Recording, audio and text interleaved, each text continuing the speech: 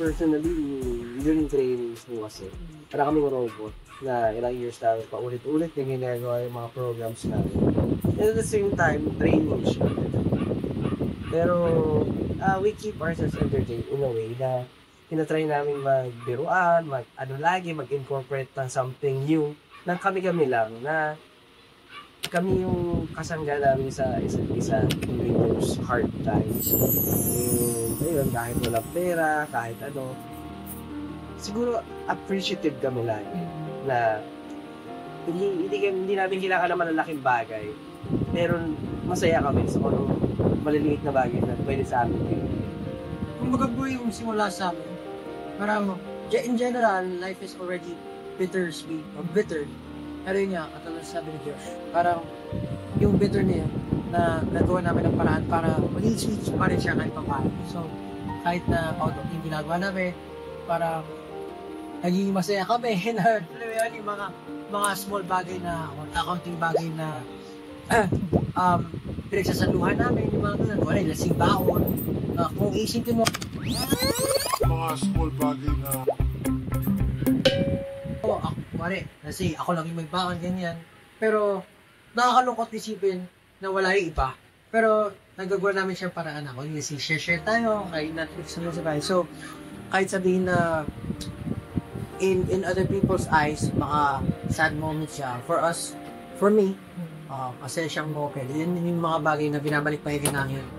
Binabalik-balikan ko na, nakakamiss mga times na happy-happy lang kami, wala kami masyadong iniisip. Araw-araw training, tapos susumo kay teacher pag di nag-train. Pero, ayun naman po, kasi nga.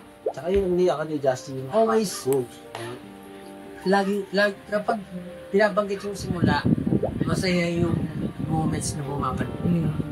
Looking back, and realizing what's happening when nagsisimula po kami, iisip ko lang na parang before rewarding ourselves with a simple ice cream, tas ngayon, we were able to endorse that item. Flashback.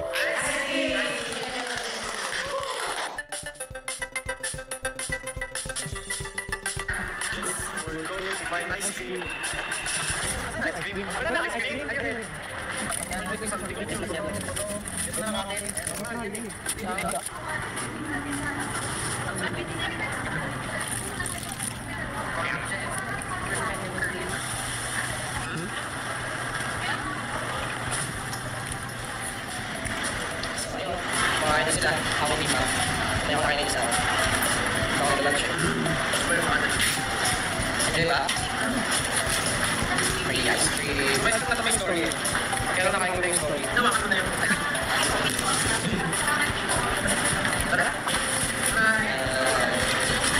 Sarap ng weekend. End of flashback. Uy, Ganun po.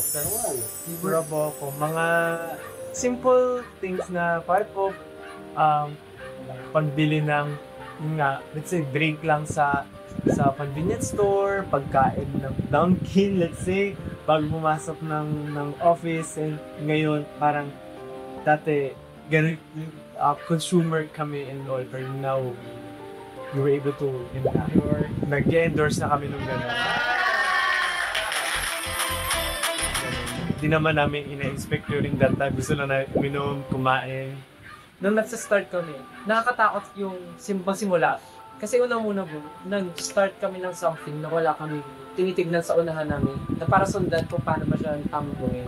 So parang naging training kami na wala talagang kasiguraduhan kung doon ba talaga yung papunta yung path namin. Basta ang alam lang namin, masaya kami sa ginagawa namin. And parang ninasabi din ako before na parang kahit hindi kami sure sa mangyayari sa amin, pero sure ako na kami yung magkakasama kung saan kami pupunta. So parang ganun po yung feeling na parang nakakatakot nga pag inisip ko ngayon, pag binabalikan ko.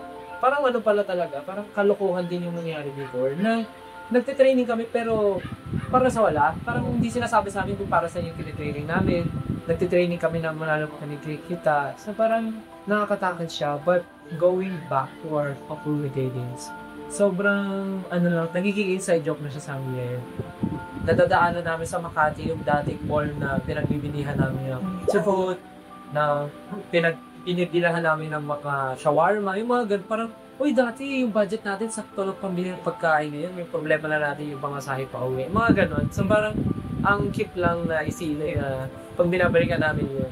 Though sad siya nung mga time na yun, pero ngayon, naiisip namin, okay na rin na pinagdaanan namin yun. Kasi, yung experience namin noon, sa nararanasan namin eh, mas nabigyan namin siya ng value na hindi siya mawala at paliwalay. O yung pinakaunang nag-miss kami na kami. O yung pinakasayang nakakawa.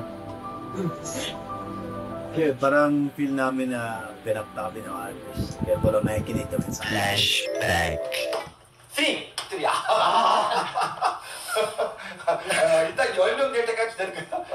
let's wait for 10 na lang. 10 viewers. Mga si Isa.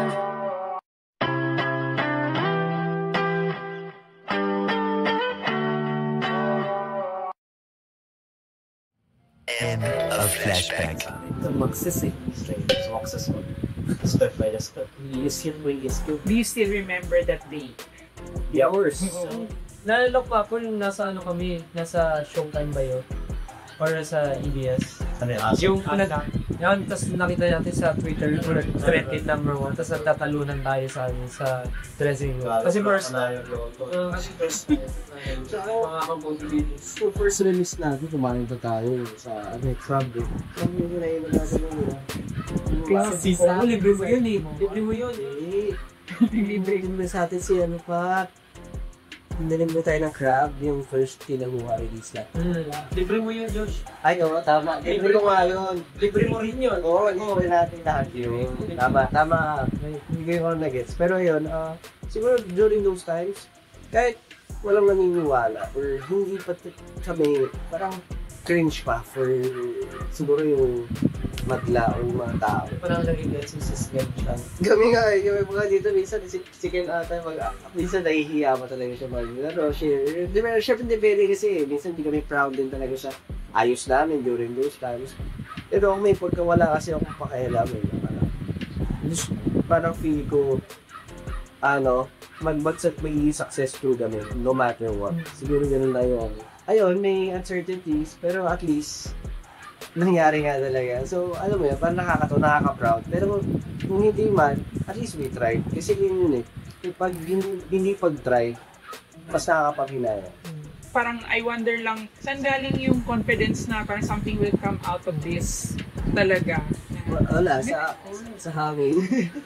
Ano eh, yung feeling na, sabi ko nga po, parang, it doesn't matter kung mag-fail ka eh.